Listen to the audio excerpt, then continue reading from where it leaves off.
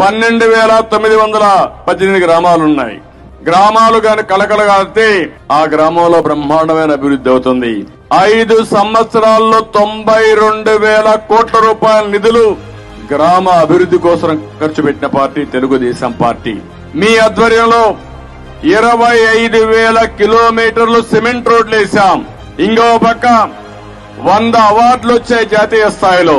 21 లక్షల ఎల్ఈడి బల్బులు వేశాం. దీనివల్ల 1,138 కోట్ల రూపాయలు కరెంటు ఆదాయ పరిస్థితి వచ్చింది.